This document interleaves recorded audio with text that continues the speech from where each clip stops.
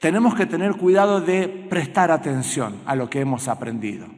No podemos darnos cuenta de que si dejamos de hacer lo que tenemos que hacer, que es la lectura, la oración, el servicio, la adoración a Dios, ¿sí?, el congregarnos. Hay hermanos que tienen por costumbre no congregarse. Y hermanos, yo estoy hablando, pero estoy sentado ahí, ¿no? No estoy acá hablando, reprendiendo. El Señor nos está hablando y yo soy uno más que está sentado acá.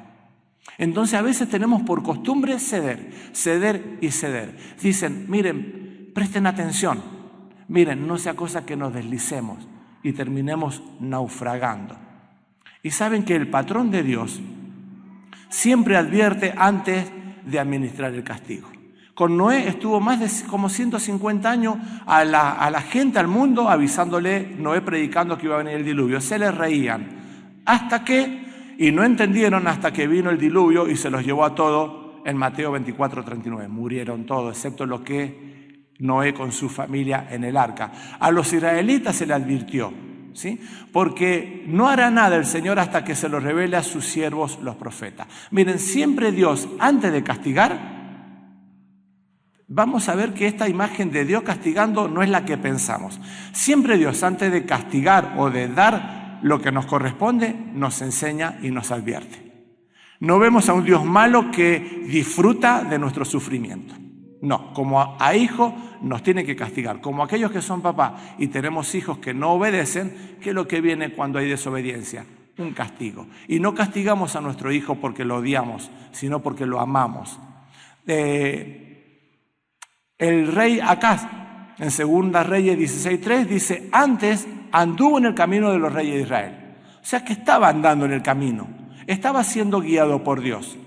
Y aún así hizo pasar por el fuego a su hijo, según las prácticas abominables de las naciones que Jehová echó de delante de los hijos de Israel. Al pueblo de Israel, en Deuteronomio 30, después de haberlo sacado, el haber experimentado la mano poderosa de Dios, Dios lo va a poner separadito en el desierto y les va a decir, miren, si ustedes me siguen, y les va a aconsejar, van a ser bendecidos, guardados, van a prosperar sus tierras, su familia, pero si desobedecen, van a volver a la esclavitud.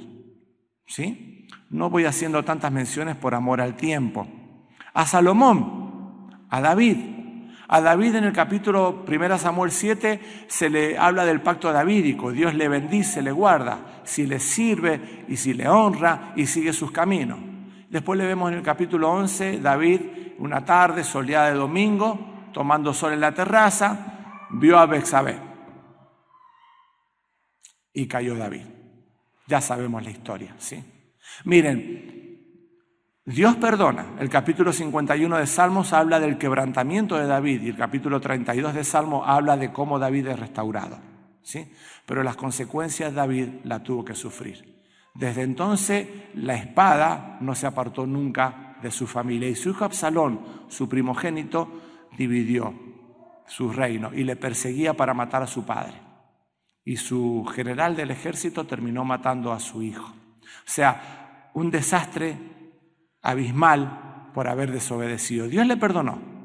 Después Dios va a hablar que David era un hombre conforme a su corazón. Y está en el libro de aquellos héroes de la fe, en Hebreos 11. Dios perdona, pero las consecuencias las vamos a pasar. Si seguimos con Salomón, a Salomón en 1 Reyes 9:4 dice, si tú anduvieres delante de mí como anduvo tu padre David, en integridad de corazón y en equidad. Escucharon, ¿no?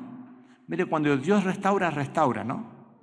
Repito, ya había pasado David, ya había muerto, estaba reinando Salomón, se le había mandado David. Sin embargo, Dios le dice, si tú anduvieres delante de mí como anduvo tu padre David. ¿Fue perdonado David? Sí, pero tuvo que llevar a cabo en sus espaldas las consecuencias. En integridad de corazón y en equidad, haciendo todas las cosas que yo te he mandado, guardando mis estatutos y decretos, yo afirmaré tu trono. Le vemos en el versículo 6, más si obstinadamente os apartaréis de mí, yo cortaré de Israel. ¿Qué es lo que hizo Salomón? El hombre que pidió sabiduría a Dios. Sigue más adelante, en 1 Reyes 11, dice que él llegó a tener 700 mujeres por hacer convenios con los pueblos paganos y 300 concubinas. Y sus mujeres desviaron su corazón. Aquel hombre tan sabio que había gobernado y reinado con sabiduría de Dios, terminó en su vejez su corazón llevado a idolatría. Y por culpa de su pecado, el reino de Israel fue dividido en el reino del norte y el reino del sur, que hasta el día de hoy tiene sus consecuencias. A Joroboam, el jefe del ejército de Salomón, le dijo lo mismo que le dijo a Salomón. Mire, Dios no cambia las pautas, sus pautas son las mismas ayer, hoy y mañana. Siempre Dios enseña, bendice y nos dice: si vas a seguirme vas a ser bendecido, si vas a desobedecer vas a recibir tu recompensa por tu desobediencia. Si hay algo que me encanta de Dios, que es el autor de la palabra, y como todo autor humano, siempre los trapos sucios a veces los ponemos debajo los metemos en la lavandería, en el lugar donde nadie los ve, o hablando de la suciedad, la ponemos abajo de la alfombra. Miren, Dios no oculta nada. Dios no tranza, no pacta con el pecado, ni aún con aquellos que fueron grandes hombres de la fe como los vemos, ¿sí? Como aprendemos en la Biblia. Y no tiene ninguna razón por la cual tener que pactar o transar con nosotros con nuestros pecados. Miren, nuestro pecado le llevó a Jesús a la cruz. Por nuestros pecados el Señor Jesús sufrió las consecuencias de nuestra transgresión. Seguimos un poquito más adelante. Y ¿saben qué? Hay una cosa que me encanta, dice el 2, porque si la palabra dicha por medio de los ángeles fue firme y toda transgresión y desobediencia, muy bien podía haber dicho el autor todo pecado y con eso terminaba el tema. Pero sin embargo desglosa pecado y lo habla como transgresión y desobediencia. ¿Por qué? Porque cuando nosotros, el pecado es siempre lo mismo, desglosado, no desglosado, una sola palabra, pecado es pecado ante Dios y merece la muerte por pecar. Dios nos paga por pecar con la muerte. Como un asalariado cobra su sueldo por trabajar, Dios paga a la humanidad con la muerte, la única ley justa en el mundo, que todos tenemos que morir porque hemos transgredido la ley de Dios. Entonces dice acá, miren, si toda transgresión, ¿qué significa? ¿Por qué desglosa y dice eso, si toda transgresión? Es que el pecado nos va haciendo caer. ¿Y qué es lo que dice? Transgresión habla de la palabra parábrasis. Quiere decir literalmente cruzar la línea, pasarse de la raya. ¿Vieron que cuando nuestros hijos se empiezan a poner un poco medio pesado a no obedecer? No te pases de la raya, estás caminando en la cornisa, se te va a aflojar un ladrillo y te vas a caer, y ya empezamos a sacar el cinturón. Están ahí, entre la espada y la pared. Siempre al límite nos llevarán, nos están midiendo, siempre nos miden. Y a veces nosotros actuamos con actitud que pareciera que medimos a Dios. Miren, si ya estamos ahí en la raya es porque ya estamos pecando. Porque esto es blanco o negro. El pecado no tiene tonos de grises, blanco o negro, ¿sí? Y cuando ya estamos caminando ahí en el límite es porque ya pensamos y actuamos y lo tenemos en el corazón. Entonces dice la transgresión. Mire, si toda transgresión, toda cruzada de línea, ojo, porque podemos correr el peligro de que cuando cruzamos el punto de retorno, la línea, hay veces que no tenemos retorno. Hay hermanos que han seguido en la testarudez del pecado, han sido reprendidos, Dios ha tocado sus vidas, han sido tocados con enfermedades, con palabra, y no han querido quebrarse y Dios ha quitado su vida física. No significa que cuando estamos enfermos es pecado, ¿correcto? No vamos a confundir las cosas. Estamos enfermos porque somos seres humanos y nos tenemos que enfermar. Y nos morimos. Si no, todos serían creyentes en la tierra, ¿sí? Para no morirse nunca. Algún día nos va a tocar morir, si el Señor no viene antes. Pero separemos. No toda enfermedad y muerte es símbolo o sinónimo de pecado. Pero hay veces que la enfermedad y aún la muerte puede ser una mano de reprensión, de castigo de Dios físicamente, no para salvación. Y la otra palabra dice, si toda transgresión y desobediencia. Paracoe, originalmente la palabra significaba oír mal, medio sordo, ¿sí? Cuando nos empezamos a poner medio viejitos, que ya no escuchamos bien. Luego pasó a significar oír descuidadamente, por falta de atención. Pero finalmente Y es a lo que quiere decir el autor: desobediencia, indisposición a oír. Es decir, cuando ya empezamos a tomar la actitud de Lot, ¿sí? Síndrome de Lot, le vamos a decir. Empezamos a ceder 1, 2 pasos, 3 pasos, ¿sí? Y ya llegamos a un momento en que nos sentimos enojados con Dios. No sabemos por qué, pero estamos enojados con Dios. No oramos, no queremos leer, nos apartamos, cualquier cosa nos pone en medio, en juez contra Dios, ¿sí? Es decir que empezamos a tener una indisposición a oír la palabra de Dios, al oír el consejo de Dios. Por tanto, desobediencia a la voz de Dios es cerrar los oídos deliberadamente a sus mandamientos, advertencia y a su invitación para el arrepentimiento. Y esta parte el autor va a terminar con 3 párrafos, certificando cómo vamos a escapar nosotros. Miren, ¿cómo vamos a escapar nosotros si descuidamos una salvación tan grande? Es decir, no está hablando el autor que si descuidamos vamos a perder la salvación. Una de las doctrinas de la palabra, de la doctrina de Dios, es que hay seguridad de salvación. No tenemos dudas sobre eso. Estamos seguros que aquel que ha abierto su corazón a Dios, Dios le ha sellado con su Espíritu Santo, dice Efesios, y nadie nos puede arrebatar de su mano. Esto está muy clarísimo. Pero no pensemos que si descuidamos tan tremenda salvación, miren, tan grande obra, tan magnífica entrega del Señor Jesús. Jorge nos decía que dejando sus lugares de gloria, vino y se hizo hombre y se humilló hasta la muerte, muerte de cruz. Y no estimó seguir en su gloria, sino que por nosotros dejó su gloria, la adoración de los ángeles. O sea, el tema está si descuidamos tan tremenda salvación.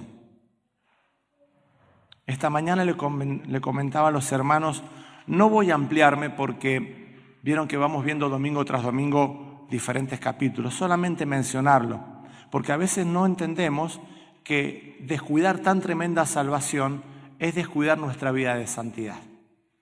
Nosotros con nuestra vida, nosotros somos salvos, hemos aceptado al Señor Jesús, aquellos que lo han hecho, hemos sido sellados, hemos sido ganados por el Señor Jesús y tenemos la seguridad de una eternidad.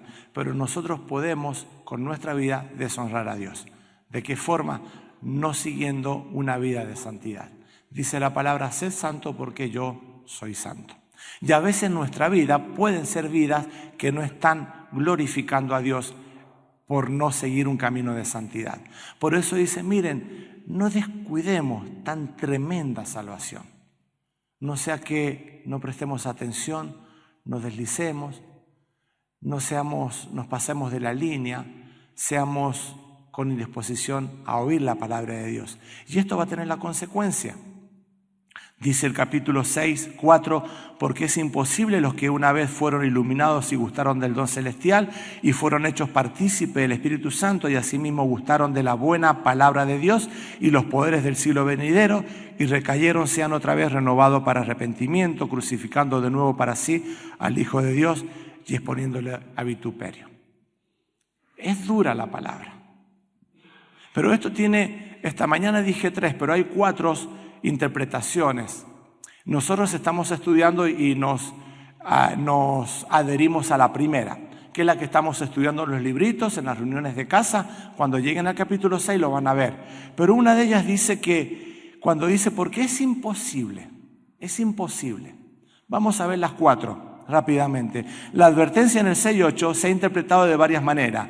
La interpretación más importante es: la advertencia está dirigida a algunos de los judíos que profesaban ser creyentes en Cristo Jesús, pero habiendo avanzado hasta el umbral de la salvación, no llegaron a tomarse de la fe de Cristo. Es decir, a veces la iglesia, hablamos como edificio, le decimos iglesia al edificio, pero ya sabemos que la iglesia somos nosotros. Pero permítanme que me atribuya decirle iglesia al edificio. Permítanme, por favor.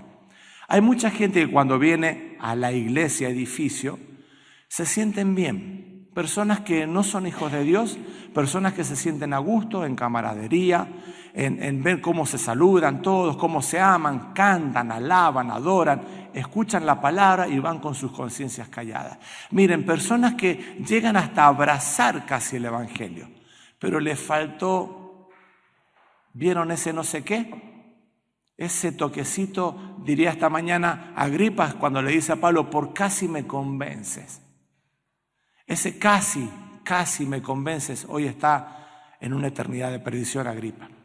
Hay personas que llegan a escuchar el Evangelio, les encantan, vienen, cantan, pero se confunden, no se dan cuenta que eso no basta.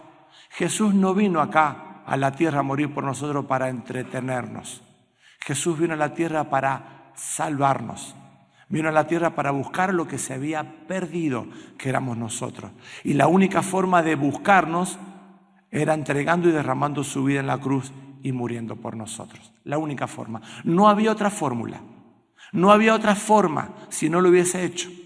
Solamente el Hijo de Dios dejando el reino para venir a morir por nosotros. La segunda postura. La exhortación presenta un caso hipotético. Hipotéticamente, ¿sí? Porque es imposible, está dando algo hipotético. Dice, es imposible. La exhortación presenta este caso. Si uno pudiera, supongamos, se está grabando el mensaje así, supongamos, esto no es así, pero supongamos que pudiésemos perder la salvación. Supongamos, ¿no? Quiero dejarlo bien aclarado. Si uno pudiera caer de la gracia y recaer, como dice el versículo 6, sería imposible la restauración al arrepentimiento porque en tal instancia sería que Cristo fuese crucificado de nuevo. Entonces esto es imposible.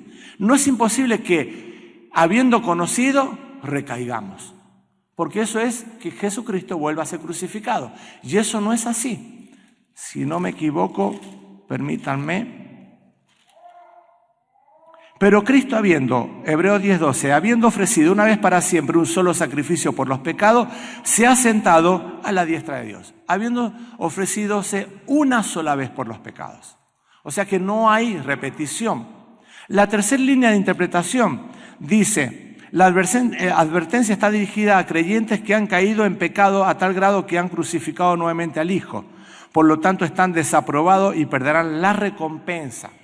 Es decir, cuando nosotros caemos en pecado, es como si estuviésemos nosotros crucificando al Señor nuevamente, por nuestras actitudes. O sea, cuando nosotros pecamos, nos tiene que doler, hermano. Pecar no es fácil. Pensar que el pecado mío llevó al Señor Jesús. A veces cuando masificamos el pecado, nos escondemos. ¿Vieron cuando uno le predica a una persona? Pero somos todos pecadores, no es justo ni a uno, dicen. Si todos pecamos, sí es cierto, masificamos. Pero usted sabe, hermano, que si el único pecador en el mundo hubiese sido Sergio, ¿ustedes creen que el Señor Jesús hubiese dejado la gloria para venir a morir por mí? ¿Qué piensan ustedes? Por mí solo y toda la humanidad salvo. Cantábamos, dejó a las 99.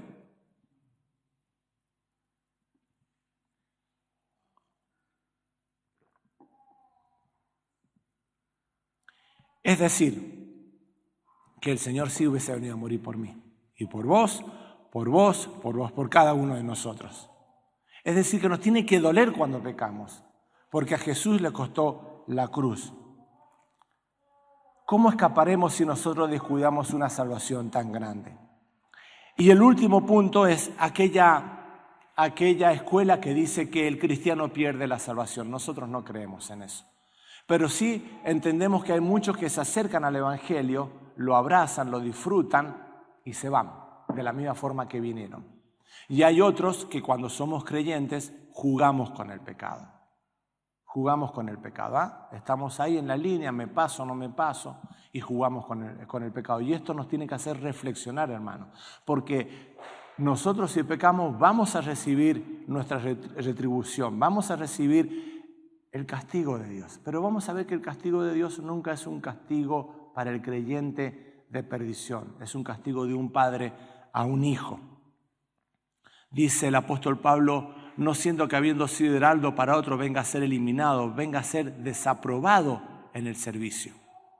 ¿Sí? no sea que por mi desobediencia sea desaprobado en el servicio al Señor. Tenemos que tener cuidado de esto. Y no toco más el capítulo 6, se lo dejo a David, que le toca a él, ¿sí? Es bastante complicado ese capítulo. Y va a hablar y va a reforzar esto de 3 formas, dice el versículo 3. ¿Cómo escaparemos nosotros si descuidamos una salvación tan grande, la cual habiendo sido anunciada primeramente por el Señor? Miren, la salvación vino en Cristo Jesús. Dice Juan 1 dice lo siguiente. Dice, y aquel verbo fue hecho carne y habitó entre nosotros y vimos su gloria, gloria como la del unigénito del Padre, llena de gracia y de verdad. Mire, voy a volver a decirlo, y aquel verbo fue hecho carne y habitó entre nosotros y vimos su gloria, gloria como la del unigénito del Padre, lleno de gracia y de verdad. Y este pasaje nos decía que primeramente fue dada por el Señor, por aquel que se hizo carne, el verbo encarnado. Él mostró el camino de salvación. Dice también, testificando Dios, el segundo, no fue confirmada por los que la oyeron. Primera Juan dice, lo que hemos visto y oído. Segunda Pedro 2:18 creo que dice, nosotros vimos y oímos. Cuando en la transfiguración Dios dice a ellos 3, a los 3 discípulos, a Pedro, Juan y Santiago, les dice, este es mi Hijo amado. Nosotros hemos oído. Miren, y a través de los discípulos, de primera fuente, de primeras manos, la iglesia le está escribiendo a judíos de nacionalidad, cristianos. ¿Sí? Recuerden que esto en el primer siglo no estaba escrito. ¿Sí? No estaba escrito todavía. Casi al final del primer siglo se completan las escrituras. Entonces dice, nosotros, por testimonio de aquellos que vieron al Señor resucitar muertos, que vieron al Señor caminar en el agua, que vieron al Señor dar vista a los ciegos, que el Señor le vieron hacer caminar a aquellos que eran paralíticos. Y cuántas cosas dice la palabra si se hablase de lo que el Señor Jesús hizo, por testimonio de ellos. Y por último, testificando Dios juntamente con ellos, con señales y prodigios y diversos milagros y repartimiento del Espíritu Santo y su voluntad.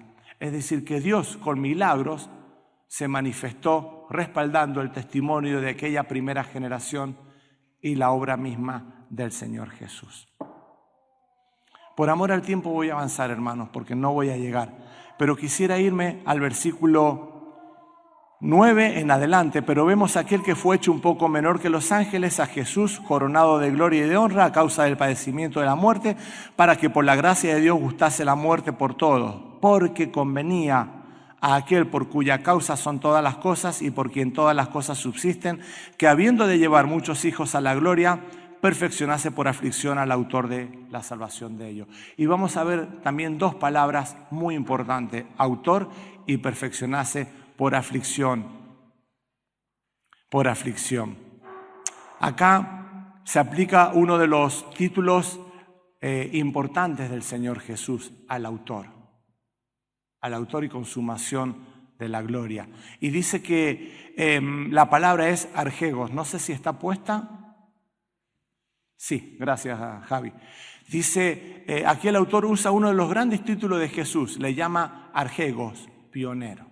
Autor es pionero en el griego. Vieron que dije recién que tiene todo un conocimiento marítimo y acá un conocimiento, porque vamos a dar un ejemplo también marítimo, sí, ya lo van a ver. Autor de la gloria, dice Hebreos 12:2. Va a decir, puesto los ojos en Jesús, el autor y consumador de la fe, el cual por el gozo puesto delante de él sufrió la cruz, menospreciando el oprobio y se sentó a la diestra del trono de Dios. Puesto los ojos en Jesús, el autor.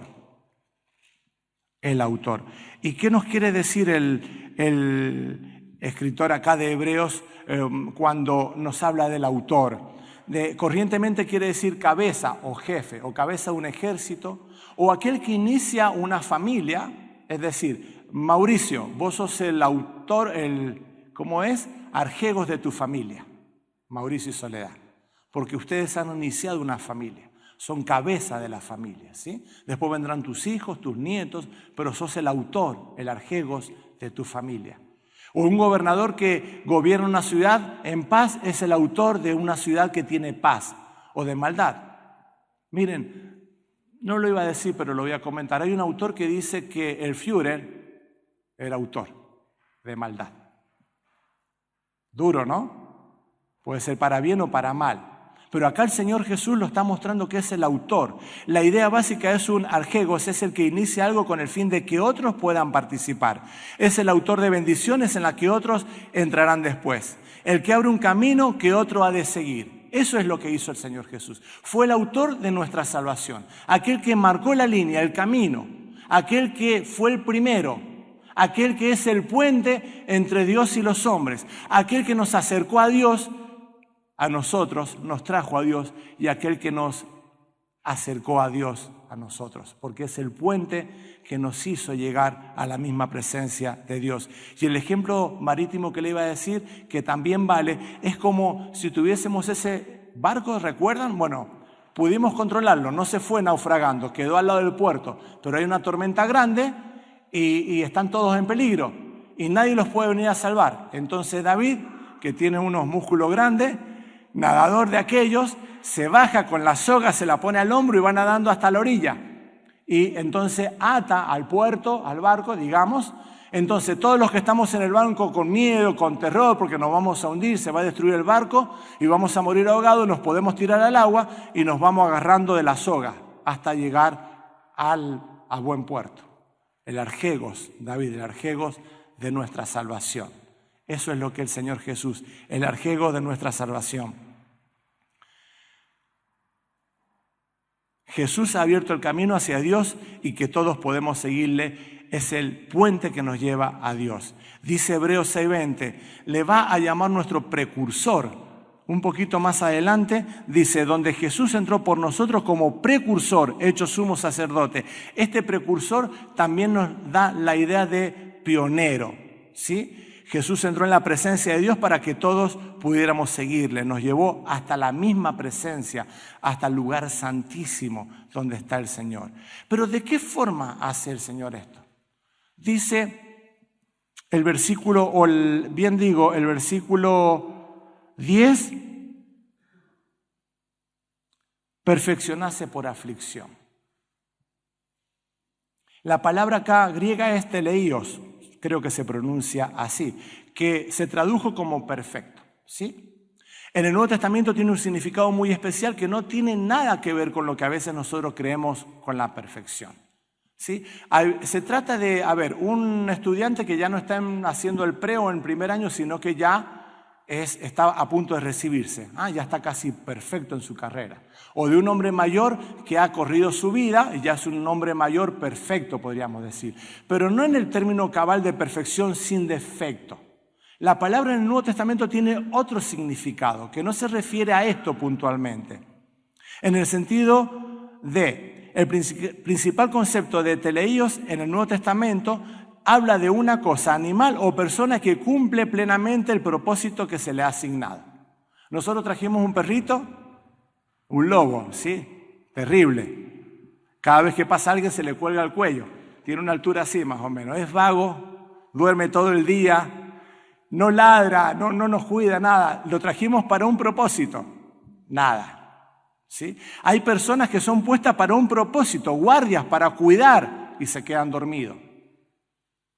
Es decir, la idea es justamente el ser puesto para un propósito y cumplirlo cabalmente. Es decir, no tanto a la perfección como a ser perfectamente adecuado para la tarea que se le ha asignado. Quiere decir que Jesús, por medio del sufrimiento, llegó a ser totalmente idóneo para la tarea de ser el pionero de nuestra vida. Es decir, que Él cuando vino cumpliendo por aflicciones,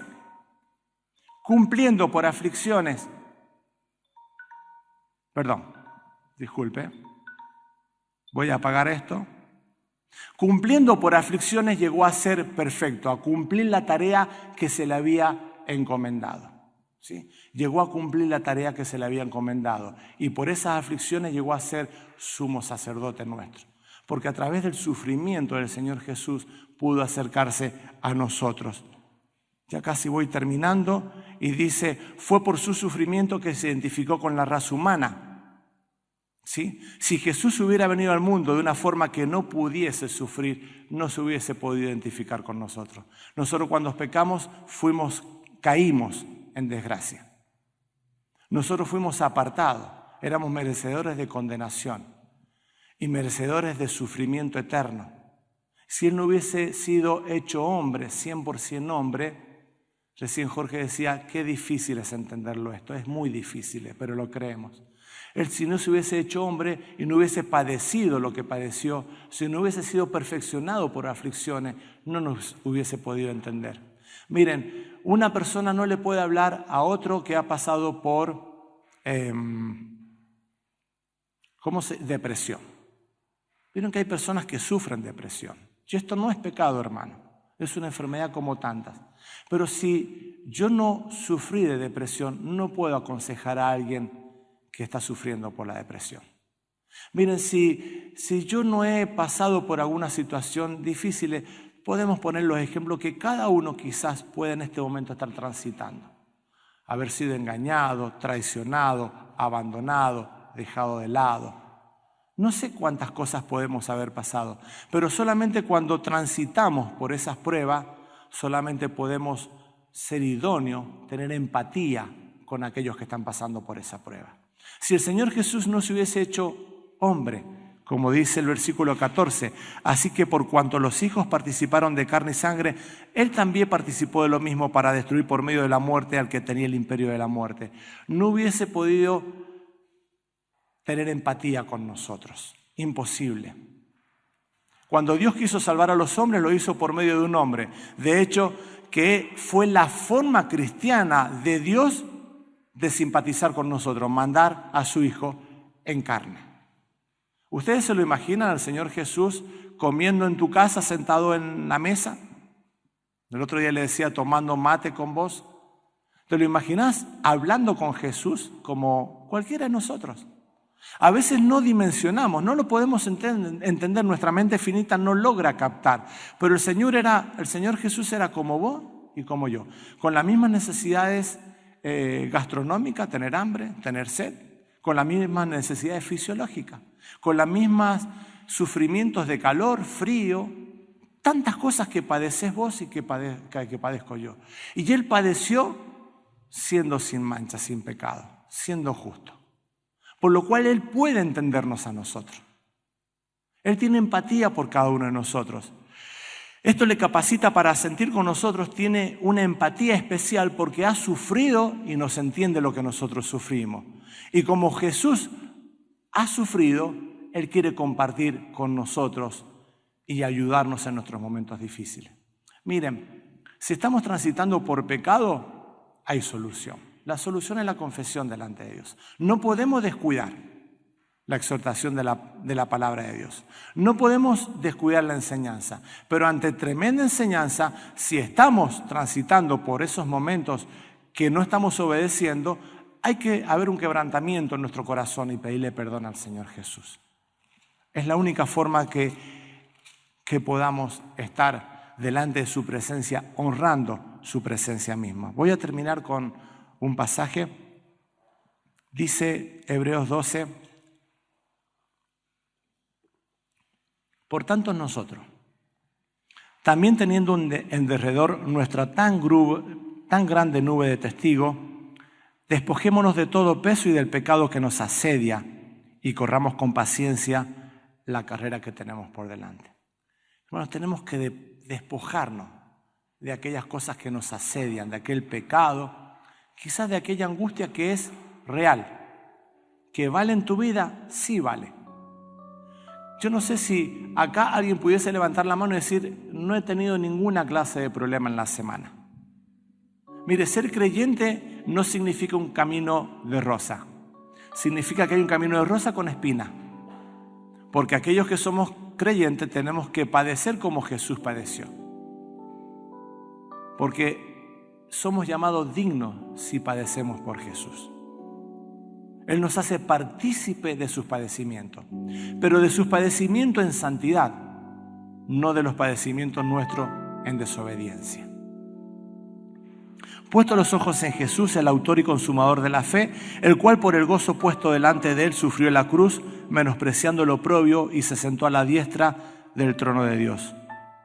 Considerad a aquel que sufrió tal contradicciones de pecadores contra sí mismo, para que vuestro ánimo no se canse hasta desmayar. Hablaba recién, ¿se acuerda que lo dejé en una nube? Dios, disculpen hermano, esta mañana me pasó lo mismo, lo pongo por el tiempo y me termina perjudicando. Decía recién, en la nube dejé que Dios castiga la desobediencia. ¿Usted puede creer que este es un Dios malo, que disfruta de nuestro castigo, que disfruta de hacernos sentir mal? Considerad a aquel que sufrió tal contradicciones de pecadores contra sí mismo, para que vuestro ánimo no se canse hasta desmayar. Porque aún no habéis resistido hasta la sangre combatiendo contra el pecado. Y habéis ya olvidado la exhortación que como a hijos se os dirige, diciendo: Hijo mío, no menosprecies la disciplina del Señor, ni desmayes cuando eres reprendido por Él, porque el Señor al que ama disciplina y azota a todo aquel que recibe por hijo. Empezamos a ver un punto de vista diferente de la disciplina, ¿sí? La disciplina no es para deshonrarnos. La disciplina es, mejor dicho, el Señor Jesús en este momento está sentado a la diestra de Dios, y una de las cosas es interceder, pero otra de las cosas es disciplinarnos. Otra de las cosas, porque nos ama, porque Él murió por nosotros. Si soportáis la disciplina de Dios, os trata como a hijos, porque ¿qué hijo es aquel a quien el Padre no disciplina? Pero si se os deja sin disciplina, de la cual todos han sido participantes, entonces sois bastardos y no hijos. El Señor, el autor, está abriendo el corazón y nos está brindando que la disciplina de Dios no es una disciplina mala, es una disciplina que nos acerca, es una disciplina que nos enseña, es una disciplina que nos corrige, nos va tocando de costado, como los padres cuando disciplinamos a nuestros hijos. No lo hacemos por maldad, no lo hacemos para castigarlos y que sufran, lo hacemos porque les amamos. Por lo cual, levantar las manos caídas y rodillas paralizadas. Quizás hemos venido a este domingo con las manos caídas, nuestras rodillas paralizadas, ya sea por diferentes circunstancias, ¿sí? Quizás porque estamos desobedeciendo, quizás porque estamos transitando y pasando por momentos difíciles. Pero el Señor nos invita a Él, que sufrió tal contradicciones de pecadores y puede entendernos. Porque no os habéis acercado al monte que se podía palpar, que ardía en fuego y la oscuridad, a las tinieblas y tempestad, al sonido de la trompeta y a la voz que hablaba, la cual los que la oyeron rogaron que no se les hablase más, sino que os habéis acercado al monte de Sión, a la ciudad de Dios vivo, Jerusalén la celestial, a la compañía de muchos millares de ángeles, a la congregación de los primogénitos que están inscriptos en los cielos. A Dios el juez de todo, a los espíritus de los justos hecho perfecto, a Jesús el mediador del nuevo pacto y a la sangre rociada que habla mejor que la de Abel. Miren hermanos, esta tarde estaba repasando y hay una nube de testigos que nos están observando. Muchos acá tendrán padres creyentes que ya no están con nosotros, o hermanos, o abuelos, o aquellos testigos que son los héroes de la fe de Hebreo 11. ¿Usted se imagina a Abraham mirándolo? ¿Usted se imagina a Jacob, a Isaac, a David, a Salomón? Tenemos una nube de testigos detrás nuestro que nos respaldan, pero no por ellos, sino porque ellos antecedieron a nosotros. Y lo tenemos al Señor Jesús, que mira tu vida. A veces creemos que el Señor Jesús está tan ocupado en esa masificación, en tantas personas, ¿cómo se va a fijar en mi problema, mi angustia, mi dolor? Y a veces nos centramos en nosotros y creemos que el Señor no está atento a nuestras necesidades. Miren, si Él cuida de las aves, dice, cuidará también de mí. Ante tantos creyentes con tantos problemas, ¿usted cree que Jesús no piensa en usted? Si aún tiene tiempo de cuidar de las aves, ¿usted cree que no va a cuidar de usted? ¿Creemos o creo que no va a cuidar de mí? Cuando pasamos por momentos difíciles, cuando pasamos por pruebas, cuando pasamos por tentaciones. Así que, recibiendo nosotros un reino inconmovible, tengamos gratitud, mediante ella sirvamos a Dios agradándole con temor y reverencia, porque nuestro Dios es fuego consumidor.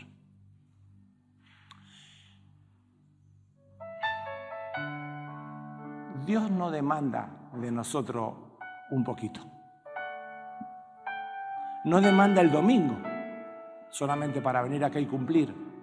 No demanda una oración rápida a la mañana para salir rápido y tener la bendición. No demanda una pequeña lectura. Mire, es fuego consumidor. ¿Saben lo que significa eso? Que cuando los animales eran sacrificados totalmente, eran puestos en la parrilla del altar y eran consumidos.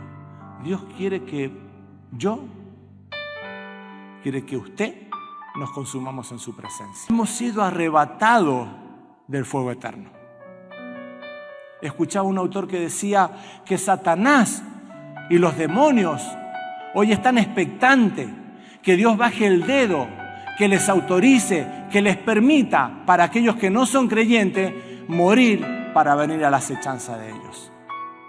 Hoy el mundo no tiene a Cristo y el demonio, la bestia, el padre de mentira, el ángel de luz, está expectante que Dios le permita, cuando alguien se muere, llevarlo al abismo, a la condenación eterna. Si nos hemos levantado esta mañana, solamente es por gracia de Dios. Si a la noche nos dormimos, estamos protegidos solamente porque Dios lo permite. Si respirás, es porque Dios permite que respires. Mires, hemos sido arrebatados de la condenación, del fuego eterno, de la perdición, de aquel que merecía castigarnos por nuestros pecados.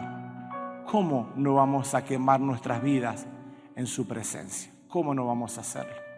Y aquellos que quizás nos invitan, ¿cómo no entender que Jesús vino a buscarle para salvarle? No vino acá de un paseo turístico, no vino a decir qué bueno era, no vino a implementar una doctrina, vino a buscar lo que se había perdido. Y en ese buscar estaba usted, estaba yo. Solamente Dios hoy te dice, mira, no te acerques a mi palabra, no la abraces, no salgas acongojado, maravillado, qué lindo mensaje, me conmovió, y te vas de esa puerta y no abrí tu corazón al Señor Jesús. Porque lo que te va a pasar que un día, si no crees en Jesús, te va a tocar morir. Porque todos vamos a morir si el Señor no viene antes. Y cuando muramos sin Cristo y sin esperanza, se van a acabar las chances. Ya Satanás te va a arrebatar. Los demonios te van a llevar a la condenación. Miren, un creyente nace 2 veces y muere una. Nace físicamente, nace espiritualmente y muere físicamente. Una persona que no tiene a Jesús, nace una y muere 2. Nace cuando nace físicamente, muere físicamente y muere espiritualmente. Hoy Dios te está dando e invitándote para que te aferres y para que agarres el regalo que Dios te está dando, que es el mismo Señor Jesús. Y para que no te vayas de este lugar si no le tenés con las manos vacías. Él quiere darte el regalo porque Él es el regalo que te está ofreciendo. No dejes la oportunidad, no dejes pasar el momento, no seas necio, con cariño y con respeto lo digo, de dejar pasar este regalo que Jesús te está dando, que es su persona, su salvación y su vida eterna. Que el Señor bendiga su palabra.